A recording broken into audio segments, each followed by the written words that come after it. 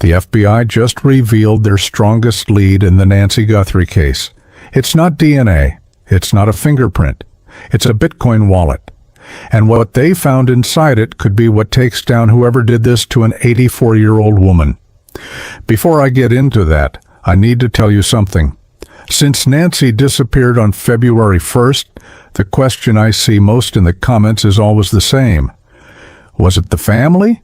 And I'm going to show you in a few minutes why a former FBI agent just listed 10 reasons why it wasn't. 10. But first, you need to understand what the FBI found by following the money. A few days after Nancy vanished from her Tucson home, the family received a ransom note. It wasn't a handwritten letter. It wasn't a phone call in the middle of the night. It was a Bitcoin address, $6 million. That was the demand, sent directly to Savannah Guthrie and her siblings with a deadline. Monday at 5 p.m. Pay or never see your mother again.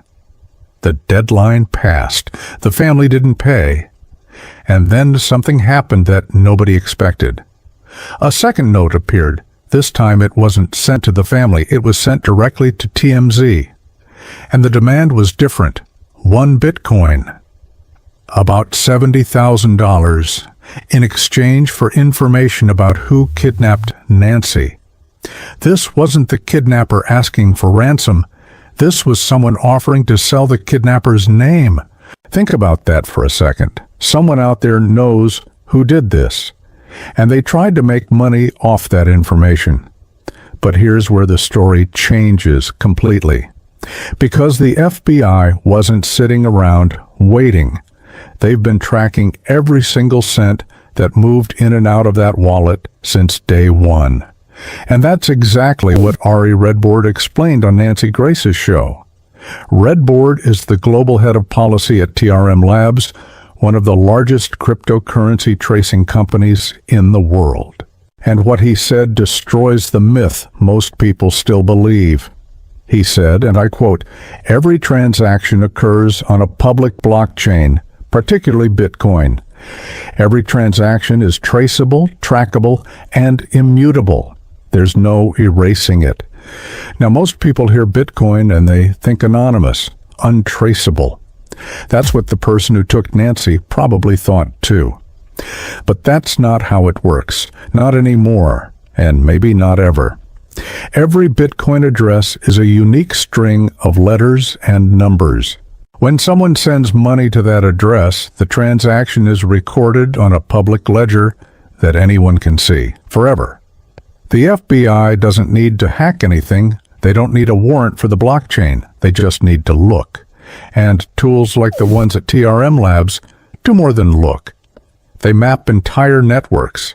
They cross-reference wallet addresses against databases of known threat actors, terrorists, ransomware operators, sanctioned individuals, drug traffickers.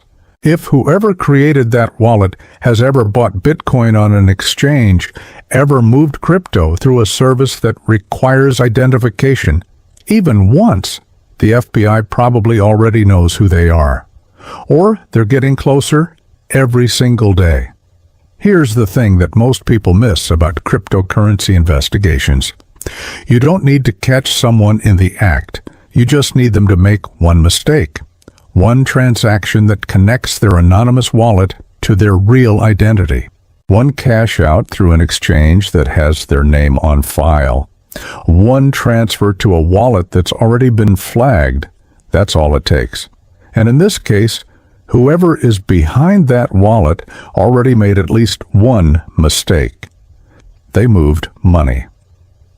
On February 11th, just 10 days after the disappearance, AZ family reported that new activity was detected in the wallet linked to the ransom note. Someone moved funds. They thought nobody was watching, but the FBI was watching. And every single movement left a digital fingerprint that cannot be deleted, cannot be altered, and cannot be hidden. The FBI is following that trail right now as you're watching this. If you've been following this case and want to stay ahead of what happens next, hit subscribe and turn on notifications. This case is moving fast, and I don't want you to miss what's coming. Now here's the part I promised you at the beginning, the question that won't leave anyone's mind. Was it the family? Because every time someone disappears, the first thing people do is look at whoever was closest. And in Nancy's case, that means looking at Annie, the daughter who lived with her, at Savannah, the famous daughter, at the son-in-law, at all of them. Jennifer Coffindaffer is a former FBI special agent. She spent years working cases exactly like this one: kidnappings, missing persons, families torn apart by violence. She knows what guilt looks like, she knows what grief looks like, and she knows the difference. She just listed 10 reasons why she believes the family had absolutely nothing to do with what happened to Nancy. 10 reasons, not opinions from Reddit threads, not theories from comment sections. This is trained analysis from someone who did this professionally for the United States government. Reason 1. Statistically, matricide accounts for less than 1% of all homicides, and even less for abductions. It's the kind of crime that almost never happens. 2. The family displays genuine grief.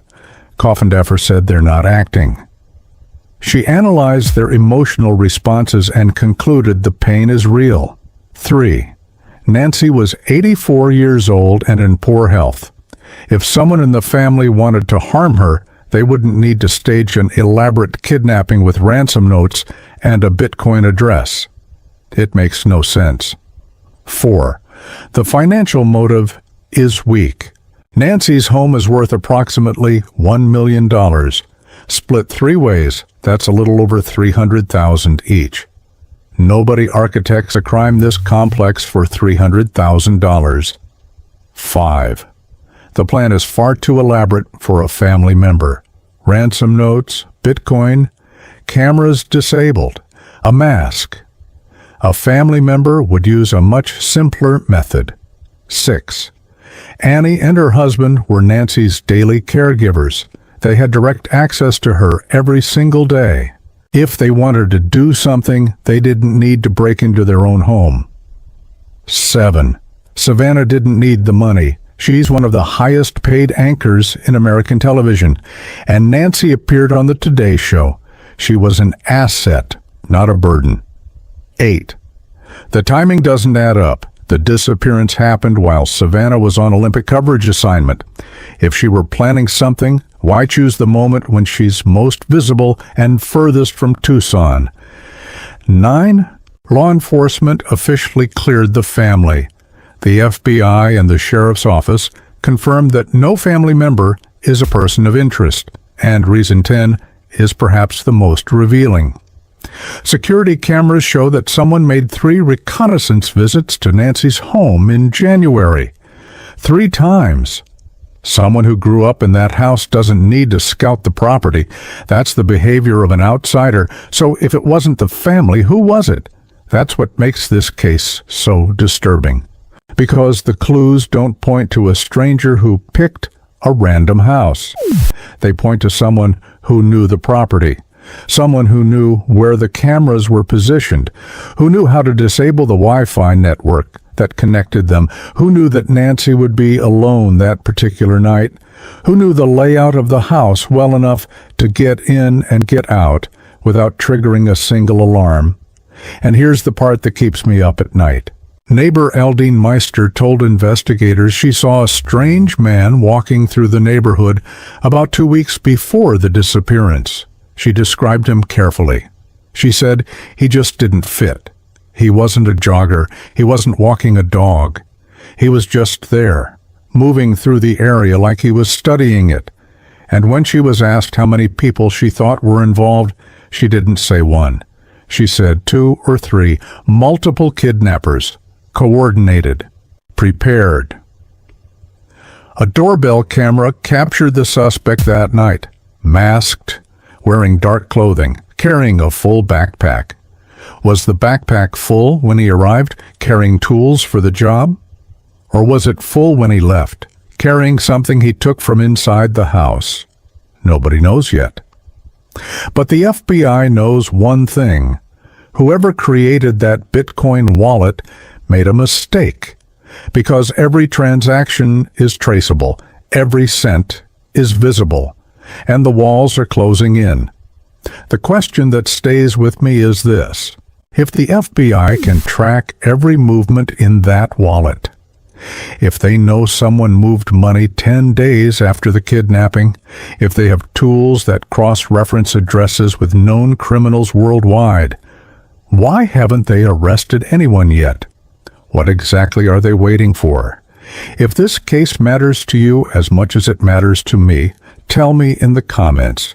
Do you think Bitcoin is going to be what cracks this case?